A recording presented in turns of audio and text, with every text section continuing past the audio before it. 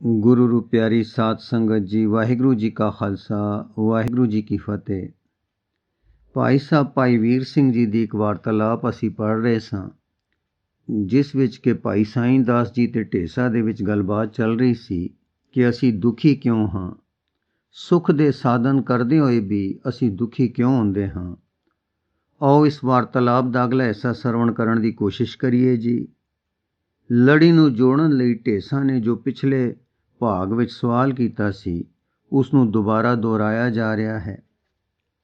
ਢੇਸਾ, ਮਾਲੂਮ ਤਾਂ ਕੁਝ ਠੀਕ ਹੁੰਦਾ ਹੈ, ਪਰ ਵੱਡੇ ਦੁੱਖ ਗ੍ਰਸਤ ਜੰਜਾਲ ਦਾ ਦਾਰੂ ਦੱਸੋ।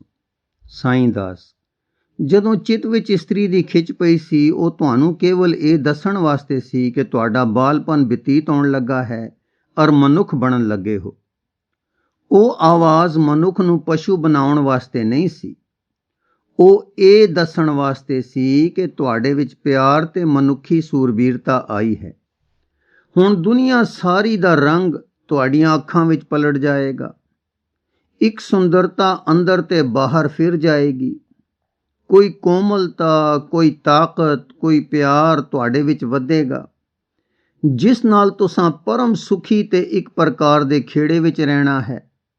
ਹਾਂ, ਜੇਕਰ ਤੁਸੀਂ ਉਸ ਵੇਲੇ ਵਿਚਾਰ ਕਰਦੇ ਕਿ ਮੈਂ ਮਨੁੱਖ ਦੀ ਤਰ੍ਹਾਂ ਅਕਲ ਨਾਲ ਰਹਿਣਾ ਹੈ ਤੇ ਆਪਣੇ ਜਨਮ ਦਾ ਪ੍ਰਯੋਜਨ ਭਾਲਣਾ ਹੈ ਤੇ ਆਪਾ ਵਾਰਨਾ ਹੈ, ਤਾਂ ਤੁਸੀਂ ਉਸ ਉੱਚੇ ਚੜਾਅ ਵਿੱਚ ਵਿਆਹ ਨਾ ਕਰਦੇ ਤਾਂ ਤੁਹਾਡੀ ਖੁਸ਼ੀ ਸੀ। ਪਰ ਜੇ ਇਹ ਸੋਚਦੇ ਕਿ ਪਰਮ ਪਰਮਾਰਥ ਵਿੱਚ ਲੱਗ ਕੇ ਮੈਂ ਕਿਸੇ ਵੇਲੇ ਇਸ ਨਵੀਂ ਪੈਦਾ ਹੋਈ ਖਿੱਚ ਦੇ ਕਾਰਨ ਭੁੱਲ ਨਾ ਜਾਵਾਂ ਤੇ ਮਰਿਆਦਾ ਅਨੁਸਾਰ ਵਿਆਹ ਕਰ ਲੈਂਦੇ ਤਾਂ ਚੰਗੀ ਗੱਲ ਸੀ। ਵਿਆਹ ਕਰਕੇ ਤੁਸੀਂ ਦੋਵੇਂ ਰਲ ਕੇ ਉਹ ਕੁਝ ਕਰਦੇ ਕਿ ਜਿਸ ਕਰਕੇ ਸੁੱਖ ਨਿਕਲਦਾ। ਤੁਸੀਂ ਆਪਸ ਵਿੱਚ ਇੱਕ ਦੂਏ ਦੇ ਸਹਾਈ ਹੁੰਦੇ, ਪਰਸਪਰ ਪਿਆਰ ਤੁਹਾਨੂੰ ਦੋਹਾਂ ਨੂੰ ਚਾਅ ਤੇ ਖੁਸ਼ੀ ਵਿੱਚ ਰੱਖਦਾ। ਢੇਸਾ, ਪਰ ਅਸਾਂ ਦੁੱਖ ਦਾ ਕੋਈ ਕੰਮ ਨਹੀਂ ਕੀਤਾ। ਸਾਈਂ ਦਾਸ, ਫਿਰ ਦੁਖੀ ਵੀ ਹੋ। ਢੇਸਾ, ਹਾਂ। ਸਾਈਂ ਦਾਸ, ਤਦ ਫਿਰ ਉਸੇ ਤਰ੍ਹਾਂ ਕਿਤੇ ਭੁੱਲ ਹੋਈ ਹੈ। ਢੇਸਾ, ਉਸ ਦੀ ਵੀ ਟੋਲ ਕਰ ਦਿਓ। ਸਾਈਂ ਦਾਸ, ਵੋਟੀ ਨੂੰ ਤੁਸੀਂ ਆਪਣੇ ਮਨ ਦਾ ਪਰਮ ਮਿੱਤਰ ਜਾਣਦੇ ਹੋ, ਸੁਰਤ ਦਾ ਆਸਰਾ ਜਾਣਦੇ ਹੋ, ਜਾਂ ਸਵਾਦੀਕ ਭੋਜਨ ਦੀ ਤਰ੍ਹਾਂ ਇੱਕ ਰਸਦਾਇਕ ਵਸਤੂ। ਢੇਸਾ, ਦੋਵੇਂ ਗੱਲਾਂ। ਸਾਈਂ ਦਾਸ, ਮਿੱਤਰ ਵੀ ਤੇ ਰਸਦਾਇਕ ਵਸਤੂ ਵੀ। ਅੱਛਾ, ਕੀ ਮਿੱਤਰ ਰਸਦਾਤੇ ਨਹੀਂ ਹੁੰਦੇ? ਢੇਸਾ, ਹੁੰਦੇ ਹਨ। ਸਾਈਂ ਦਾਸ, ਇਹ ਰਸ ਜੋ ਤੁਸੀਂ ਵੋਟੀ ਵਿੱਚ ਸਮਝਦੇ ਹੋ ਮਿੱਤਰਤਾ ਦਾ ਰਸ ਹੈ। ਢੇਸਾ, ਸੱਚੀ ਗੱਲ ਹੈ ਕਿ ਇਹ ਹੋਰ ਤਰ੍ਹਾਂ ਦਾ ਹੈ। ਸਾਈਂ ਦਾਸ, ਤਦ ਤੁਸੀਂ ਵੋਟੀ ਨੂੰ ਮਿੱਤਰ ਸਮਝ ਕੇ ਮਿੱਤਰਤਾ ਦਾ ਰਸ ਤੇ ਆਸਰਾ ਦੇਣੇ ਵਾਲੀ ਨਹੀਂ ਸਮਝਦੇ, ਪਰ ਰਸ ਦੀ ਗਾਉਂ ਕਰਕੇ ਮਿੱਤਰ ਸਮਝਦੇ ਹੋ। ਢੇਸਾ ਝਿਜਕ ਕੇ, ਹੈ ਤਾਂ ਕੁਛ ਇਸੇ ਤਰ੍ਹਾਂ। ਸਾਈਂ ਦਾਸ, ਜੋ ਰਸ ਗਾਉਂ ਦੇ ਕਾਰਨ ਆਉਂਦਾ ਹੈ ਉਹ ਗਾਉਂ ਦੇ ਕਿਸੇ ਤਰ੍ਹਾਂ ਘਟਿਆ ਹਟਿਆ ਦੂਰ ਵੀ ਹੋ ਸਕਦਾ ਹੈ। ਢੇਸਾ, ਠੀਕ ਹੈ। ਸਾਈਂ ਦਾਸ, ਜਦ ਰਸ ਦੂਰ ਹੋਇਆ ਤਾਂ ਜੋ ਮਿੱਤਰਤਾ ਉਸ ਰਸ ਦੇ ਕਾਰਨ ਸੀ ਉਹ ਨਹੀਂ ਰਹੇਗੀ। ਢੇਸਾ, ਠੀਕ ਹੈ। ਸਾਈਂ ਦਾਸ, ਤਦ ਤੁਸੀਂ ਵੋਟੀ ਨੂੰ ਮਿੱਤਰ ਨਹੀਂ ਜਾਣਦੇ, ਇਹ ਗੱਲ ਸਾਫ਼ ਹੋ ਗਈ। ਢੇਸਾ, ਮਾਲੂਮ ਤਾਂ ਐਸਾ ਹੀ ਹੁੰਦਾ ਹੈ। ਸਾਈਂ ਦਾਸ, ਤਦ ਕਿਆ ਤੁਸੀਂ ਉਹ ਹੀ ਭੁੱਲ ਇੱਥੇ ਨਹੀਂ ਕਰਦੇ ਹੋਵੋਗੇ ਜੋ ਖਾਣ ਵਿੱਚ ਕਰਦੇ ਸੋ? ਢੇਸਾ, ਕਿਹੜੀ? ਸਾਈਂ ਦਾਸ, ਭੋਜਨ ਨੂੰ ਸਰੀਰ ਦੀ ਪਾਲਣਾ ਵਾਸਤੇ ਸਰੀਰ ਦੇ ਵਿੱਤ ਤੇ ਪਚਾਉਣ ਦੇ ਬਲ ਅਨੁਸਾਰ ਸਾਦਾ ਤੇ ਸੁਥਰਾ ਦੇਣ ਦੀ ਥਾਂ ਕੇਵਲ ਜੀਭ ਦੇ ਰਸ ਨੂੰ ਸਾਹਮਣੇ ਰੱਖ ਕੇ ਦੁਸ਼ਪਚ ਤੇ ਨਿਕੰਮਾ ਵੀ ਦੇ ਦਿੰਦੇ ਸੀ। ਢੇਸਾ, ਠੀਕ ਹੈ। ਸਾਈਂ ਦਾਸ, ਇਸੇ ਤਰ੍ਹਾਂ ਰਸਦਾਇਕ ਸਮਝ ਕੇ ਕੇਵਲ ਰਸ ਦੀ ਖਾਤਰ ਤੁਸੀਂ ਵੋਟੀ ਨਾਲ ਉਸ ਪਰਮ ਉੱਤਮ ਵਰਤਾਵ ਤੋਂ ਜ਼ਰੂਰ ਵਾਂਝੇ ਜਾਂਦੇ ਹੋਵੋਗੇ, ਜਿਸ ਤਰ੍ਹਾਂ ਦੇ ਵਰਤਾਵ ਤੋਂ ਤੁਸੀਂ ਭੋਜਨ ਨਾਲੋਂ ਵਾਂਝੇ ਜਾਂਦੇ ਸੀ। ਢੇਸਾ, ਮੈਂ ਨਹੀਂ ਸਮਝਿਆ।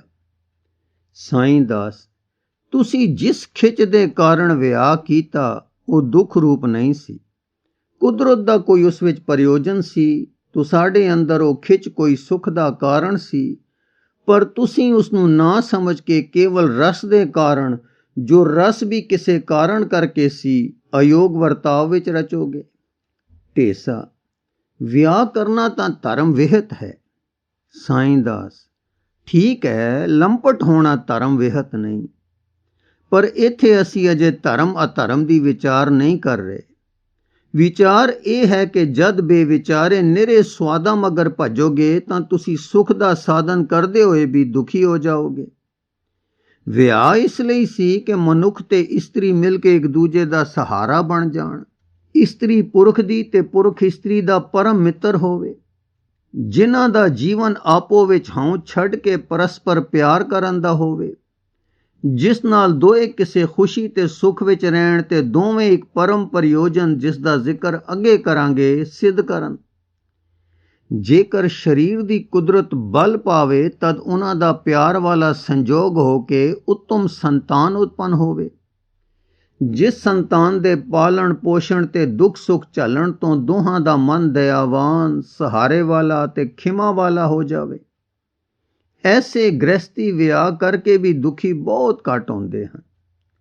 ਗ੍ਰਸਤ ਜਤੀ ਪੁਰਖ ਅਕਸਰ ਅਰੋਗ ਰਹਿੰਦਾ ਹੈ, ਸਾਰੀ ਉਮਰ ਬੁਢੇਪੇ ਦੇ ਅੰਤ ਤੱਕ ਬਲੀ ਰਹਿੰਦਾ ਹੈ ਤੇ ਉਸ ਦੀ ਸੰਤਾਨ ਅਰੋਗ ਤੇ ਚੰਗੀ ਹੁੰਦੀ ਹੈ। ਹੁਣ ਤੁਸੀਂ ਦੱਸੋ ਕਿ ਜੇ ਵਿਆਹ ਕਰਕੇ ਤੁਸੀਂ ਨਿਰੇ ਸਰੀਰਕ ਰਸਾਂ ਵਿੱਚ ਹੀ ਲੱਗ ਜਾਓਗੇ ਔਰ ਫਿਰ ਰੋਗੀ ਹੋ ਜਾਓਗੇ, ਜਾਂ ਨਿਰਬਲ ਹੋ ਕੇ ਕੰਮਕਾਰ ਕਮਾਈ ਤੋਂ ਢਿੱਲੇ ਪੈ ਜਾਓਗੇ, ਅਥਵਾ ਨਿਰਬਲ ਜਾਂ ਰੋਗੀ ਸੰਤਾਨ ਉਤਪੰਨ ਕਰਕੇ ਉਹਨਾਂ ਲਈ ਰੋਜ਼ ਹਕੀਮਾਂ ਤੇ ਵੈਦਾਂ ਦੇ ਘਰ ਹੀ ਤਲੀਆਂ ਕਸਾਓਗੇ, ਤਾਂ ਦੋਸ਼ ਕੁਦਰਤੀ ਖਿੱਚਦਾ ਹੋਵੇਗਾ ਜਾਂ ਵਿਆਹ ਕਰਨ ਦਾ ਹੋਵੇਗਾ ਜਾਂ ਆਪਣੀ ਸਮਝ ਦਾ ਹੋਵੇਗਾ। ਢੇਸਾ, ਸਾਫ਼ ਹੈ ਕਿ ਆਪਣੀ ਸਮਝ ਦਾ। ਸਾਈਂ ਦਾਸ, ਤਾਂ ਤੁਸੀਂ ਜੋ ਸਾਧਨ ਹੁਣ ਤੱਕ ਕੀਤੇ ਹਨ ਉਹਨਾਂ ਦਾ ਦੋਸ਼ ਨਹੀਂ ਹੈ, ਨਾ ਨਿਰਾ ਉਹਨਾਂ ਦੇ ਵਰਤਾਓ ਦਾ, ਪਰ ਦੁੱਖ ਦੀ ਜੜ ਭੁੱਲ ਹੈ। ਇਸ ਗੱਲ ਦੇ ਨਾ ਸਮਝਣ ਵਿੱਚ ਕਿ ਜਿਸ ਨੂੰ ਦੁੱਖ ਜਾਤਾ ਸੀ ਉਹ ਦੁੱਖ ਤੋਂ ਬਚਣ ਦੀ ਆਵਾਜ਼ ਜਾਂ ਕੋਈ ਸੁਖਦਾਈ ਮਿੱਤਰ ਸੀ, ਜਾਂ ਉਸ ਸੁੱਖ ਦੇ ਕਾਇਮ ਰੱਖਣ ਵਿੱਚ ਕੋਈ ਕੁਦਰਤੀ ਸਹਾਇਤਾ ਸੀ, ਜਿਸ ਨੂੰ ਇੱਕ ਪ੍ਰਬਲ ਰਸ ਸਮਝ ਕੇ ਉਸ ਵਿੱਚ ਖਚਤ ਹੋ ਕੇ ਤੁਸਾਂ ਸੁੱਖ ਨੂੰ ਦੁੱਖ ਬਣਾ ਲਿਆ ਸੀ। ਢੇਸਾ, ਕਿਕੂ। ਸਾਈਂ ਦਾਸ, ਭੁੱਖ ਨੂੰ ਆਵਾਜ਼ ਨਾ ਜਾਤਾ, ਪਰ ਦੁੱਖ ਮੂੰਹ ਦੇ ਰਸ ਨੂੰ ਹਾਜ਼ਮੇ ਦਾ ਸਹਾਇਕ ਨਾ ਜਾਤਾ, ਪਰ ਨਿਰਾ ਚਸਕੇ ਦਾ ਕਾਰਨ। ਕਿਸੇ ਅਨਾਦਰ ਨੂੰ ਆਪਣੇ ਹੌਸਲੇ ਤੇ ਧੀਰਜ ਦੀ ਪਰਖ ਨਾ ਜਾਤਾ, ਪਰ ਗੁੱਸੇ ਵਿੱਚ ਭੜਕ ਉੱਠਣ ਦਾ ਮੌਕਿਆ। ਆਪਣੀ ਅੰਦਰਲੀ ਖਿਮਾ ਨੂੰ ਆਪਣੇ ਲਈ ਤੇ ਅਨਾਦਰ ਕਰਨ ਵਾਲੇ ਲਈ ਮਲਮ ਨਾ ਜਾਤਾ, ਪਰ ਸ਼ਤਰੂ। ਜੇ ਲੋੜ ਵੀਰ ਰਸ ਦੇ ਵਰਤਾਵ ਦੀ ਸੀ ਤਾਂ ਕ੍ਰੋਧ ਵਿੱਚ ਚੜ ਕੇ ਰੋਦਰ ਰਸ ਵਿੱਚ ਜਾਂ ਦੁੱਖ ਦਿੱਤੇ ਜਾਂ ਪਏ, ਪਿੱਛੋਂ ਦੁੱਖ ਨਿਕਲੇ ਤਾਂ ਘਬਰਾਏ, ਜਾਂ ਬੀਰਤਾ ਵੇਲੇ ਭੈ ਖਾ ਕੇ ਨਿਰਬਲਤਾ ਵਿੱਚ ਚਲੇ ਗਏ। ਇਸੇ ਤਰ੍ਹਾਂ ਇਸਤਰੀ ਨੂੰ ਸੰਸਾਰ ਯਾਤਰਾ ਦੀ ਪਰਮ ਮਿੱਤਰ, ਸੁਰਤ ਦੀ ਡਾਟ ਤੇ ਮਦਦਕਾਰ ਨਾ ਜਾਣਿਆ, ਪਰ ਨਿਰੀ ਸਰੀਰਕ ਰਸਦਾਤਾ ਜਾਂ ਨਿਰਾ ਔਲਾਦ ਉਤਪਤੀ ਦਾ ਵਸੀਲਾ। ਇਸਤਰੀ ਨਾਲ ਰਲ ਕੇ ਅੰਦਰਲੇ ਅਕਲ ਦੇ ਚਾਨਣੇ ਰੋਸ਼ਨ ਨਾ ਕੀਤੇ, ਪਰ ਘਰ ਦੀਆਂ ਲੋੜਾਂ ਅਤੇ ਐਸ਼ ਦੇ ਸਾਮਾਨ ਵਧਾਏ। ਕਮਾਈ ਨਾਲੋਂ ਲੋੜਾਂ ਵਧਾ ਕੇ ਤੇ ਲੋੜਾਂ ਦੇ ਪੂਰਨ ਨਾ ਹੋਣ ਦੀ ਤਾਂਗ ਨੂੰ ਦੁੱਖ ਬਣਾ ਕੇ ਭੋਗਾਂ ਦੇ ਹੱਥ ਵਿਕ ਕੇ ਭੋਗਦੇ ਹੋਏ ਆਪ ਭੋਗੇ ਗਏ। ਤੇ ਫਿਰ ਕਿਹਾ ਕਿ ਸੁੱਖਾਂ ਦੇ ਸਾਧਨ ਕਰਦਿਆਂ ਸੁੱਖ ਨਹੀਂ ਹੋਏ। ਕਿਉਂ ਭਾਈ ਸਾਹਿਬ, ਇਸੇ ਤਰ੍ਹਾਂ ਹੈ ਕਿ ਹੋਰ ਤਰ੍ਹਾਂ? ਢੇਸਾ, ਹੇਠਾਂ ਤੱਕ ਕੇ ਇਸੇ ਤਰ੍ਹਾਂ ਹੈ। ਸਾਈਂ ਦਾਸ, ਹੁਣ ਪਿੱਛੇ ਪਰਤ ਕੇ ਵੇਖੀਏ। ਮੈਂ ਕਿਹਾ ਸੀ ਤੁਸੀਂ ਹੋ ਦੁਖੀ ਹੋ ਔਰ ਸਾਧਨ ਕਰਦਿਆਂ ਵੀ ਸੁਖੀ ਨਹੀਂ ਹੋਏ। ਇਹੋ ਗੱਲ ਅਸਾਂ ਹੁਣ ਸਿੱਧ ਕਰ ਲਈ ਹੈ। ਢੇਸਾ, ਬਹੁਤ ਸਾਫ਼ ਸਿੱਧ ਹੋਈ ਹੈ ਕਿ ਸਾਰੇ ਦੋਸ਼ ਮੇਰੀ ਸਮਝ ਦੇ ਉਲਟੇ ਚੱਲਣ ਦੇ ਹਨ। ਸਾਈਂ ਦਾਸ, ਹੁਣ ਅਸੀਂ ਕੀ ਪੜਤਾਲ ਕਰਨੀ ਹੈ? ਢੇਸਾ, ਕਿ ਮੈਂ ਸੁਖੀ ਕਿਕੂ ਹੋਵਾਂ। ਸਾਈਂ ਦਾਸ, ਕੁਛ ਇਸ ਗੱਲ ਦੀ ਵੀ ਇਸ ਵਿਸ਼ੇ ਨੂੰ ਲੋੜ ਮਾਲੂਮ ਹੁੰਦੀ ਹੈ ਕਿ ਪਰਮੇਸ਼ਰ ਨੇ ਸਾਨੂੰ ਕਿਸ ਤਰ੍ਹਾਂ ਰਚਿਆ ਤੇ ਕਿਉਂ ਰਚਿਆ? ਢੇਸਾ, ਜੇ ਮੈਂ ਸੁਖੀ ਹੋ ਜਾਵਾਂ ਤਦ ਅਜੇ ਤਾਂ ਲੋੜ ਨਹੀਂ ਦਿਸਦੀ, पर मन दी जानन दी भुख तां कदे फेर मंग कर ही बैठेगी, तदों देखी जाऊ। साईं दास अच्छा, ताप लै जाए, प्रयोजन तां ये है। ढेसा हाँ ठीक है। साईं दास भला भाई जी, पिछे इस जन्म दा जो तुहाडे सिर बीतिया है भुल जाओ ते फिर सुखी हो जाओ। तद तुहाडे सुखी होण लई इस गल दे जानन दी लोड़ है कि अज तक की ते क्यों ते किकूं करदे रहे हो। ढेसा नहीं जी।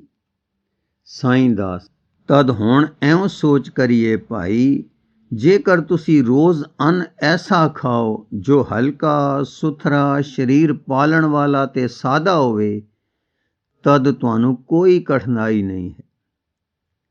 ढेसा नहीं, जरा स्वाद नू जी ललचेगा। साईं दास जे तुसी काम काज करो, आलसी ना बनो, अपनी किरत पूरा वक्त ला के करो। जे किरत बैठवीं होवे तद कुछ फिरना या कोई होर कसरत करो, और चंगी भुख लगी ते रोटी खाओ, तद सादे तो सादा भोजन तुहानू स्वादिक लगू कि नहीं। ढेसा है तां ठीक। साईं दास तद फिर ऐसा करन विच स्वाद दा नुकसान भी ना होया।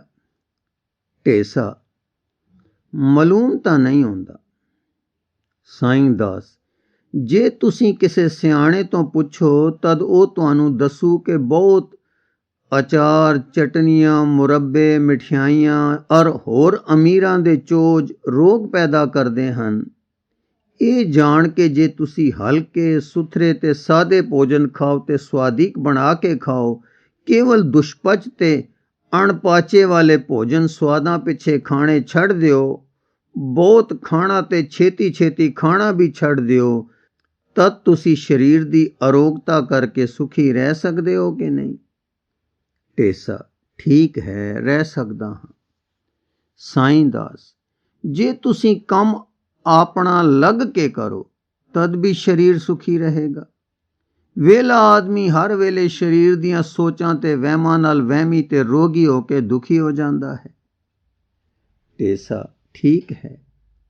साईं दास जे तुसी किसे क्रोध उत्पत्ति होण वेले धीरज विच होवो, खिमा करो, दया ते दान दी वीरता दिखाओ, तद तुहाडा जी सुखी रहेगा कि नहीं। जे गल गल ते बिरथा क्रोध दा सुभाव पा लओगे तद क्रोध वेले आप ही अग्नि जेई विच सड़ोगे कि नहीं। ढेसा ठीक है। साईं दास तद एक होर सुख धीरज दा तुहानू मिल पिया है। धीरज तो मेरा मतलब वीरता हान करन तो नहीं, पर इस तो है कि क्रोध चंडाल दे वस विच पैण ते अनर्थ कर बैठने माड़े हन। स्वै सत्कार दा वीर रस नाल पूरा बचाव हो सकदा है। सारा मतलब यह है कि साडा वसीकार पंजा उत्ते होना चाहिदा है, असी उन्हां दे वसीकार विच ना फस जाइए। ढेसा ठीक है। साईं दास अच्छा तुसी विआहे होए हो, वोटी नू सच्चा सज्जण समझो और एक दूए नू ऐं प्यार करो जिकों सच्चे प्रेमी करदे हन। तद दसो तुहाडे लई ओ ते ओदे लई तुसी लगातार सुख दा सोमा बन जाओगे कि नहीं। ढेसा ठीक है। साईं दास इस तरह रोग तुहाथों दूर रहणगे ते लोड़ां तुहाडियां घट होणगियां। जद परस्पर प्रेम है तद फजूल हार शिंगार ते निकम्मे कीमती वस्त्रां ते रुपया घट खर्च होऊ।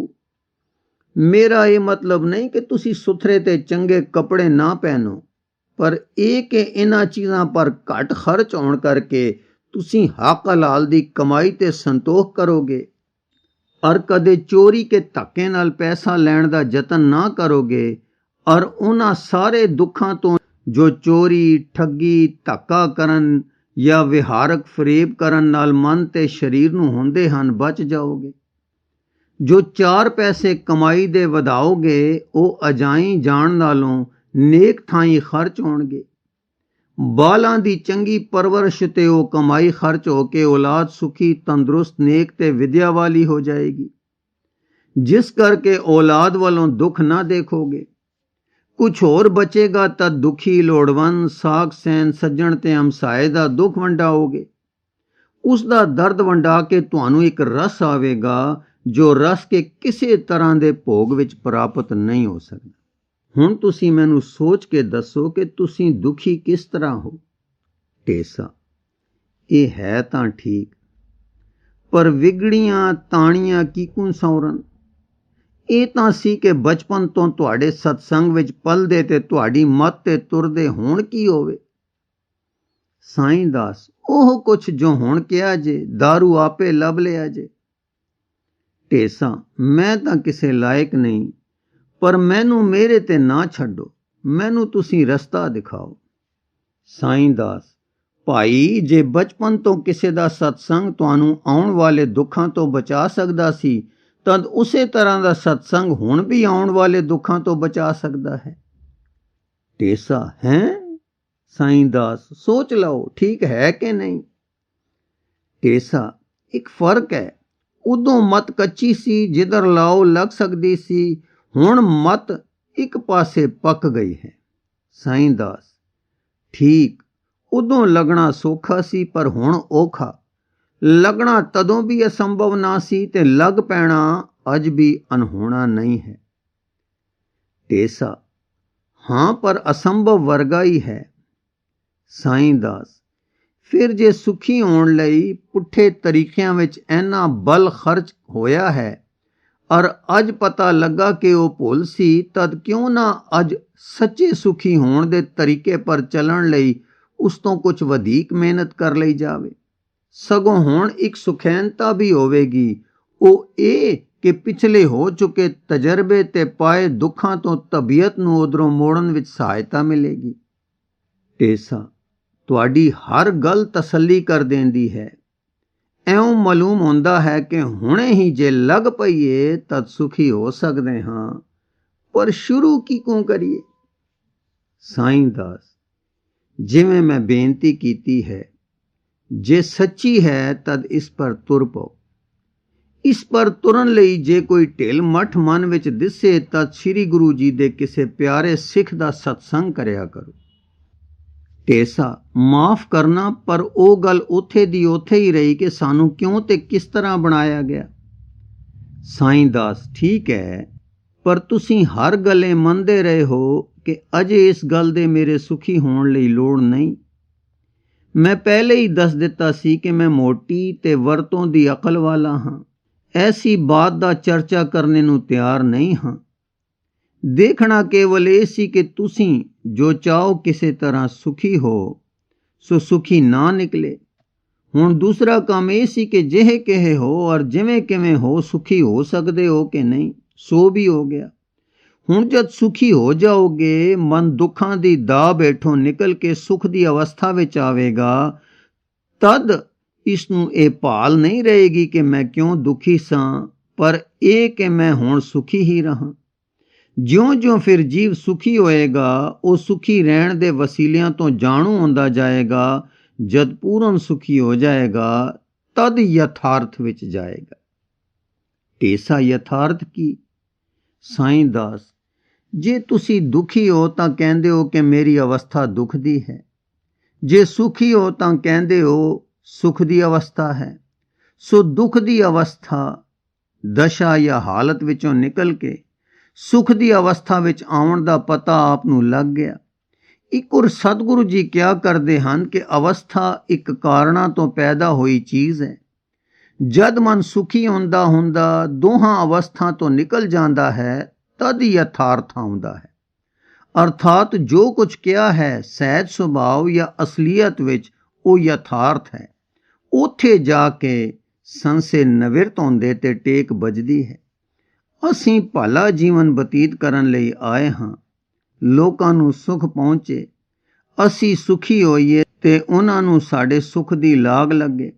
ਕਿਕੂ ਚੰਗਾ ਜੀਵਨ ਜੀਵੀਏ, ਕਿਕੂ ਅੰਦਰੋਂ ਸੁਖੀ ਰਹੀਏ ਤੇ ਅੰਤ ਉੱਥੇ ਅਪੜੀਏ ਜਿੱਥੇ ਜਾ ਕੇ ਅਸਲੀਅਤ ਨਾਲ ਲੱਗ ਜਾਈਏ, ਜਿਸ ਨੂੰ ਸੱਚ ਕਹੀਏ ਚਾਹੋ ਯਥਾਰਥ ਕਹੀਏ, ਉੱਥੇ ਸਹਿਜ ਪਦ ਹੈ।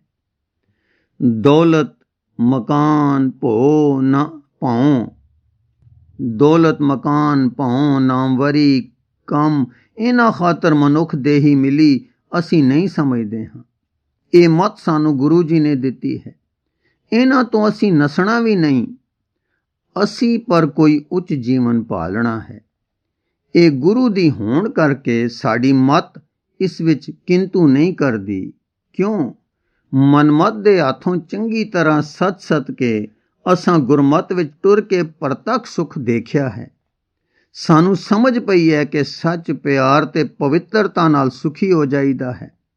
ਸੋ ਇਸੇ ਯਤਨ ਵਿੱਚ ਅਸੀਂ ਰਹਿੰਦੇ ਹਾਂ। ਝਗੜੇ ਤੇ ਚਰਚਾ ਕਰਨ ਦਾ ਬਲ ਮੇਰੇ ਪਾਸ ਨਹੀਂ ਤੇ ਨਾ ਹੀ ਮੇਰੇ ਪਾਸ ਵਾਧੂ ਬਹਿਸਾਂ ਲਈ ਵੇਲ ਹੈ। ਇਸ ਤਰ੍ਹਾਂ ਗੱਲਾਂ ਕਰਕੇ ਢੇਸਾ ਪੈਰੀ ਪਾਉਣਾ ਕਰਕੇ ਚਲਾ ਗਿਆ ਤੇ ਸਾਈਂ ਦਾਸ ਜੀ ਉੱਥੇ ਹੀ ਸੌਂ ਗਏ। ਵਾਹਿਗੁਰੂ ਜੀ ਕਾ ਖਾਲਸਾ, ਵਾਹਿਗੁਰੂ ਜੀ ਕੀ ਫਤਿਹ।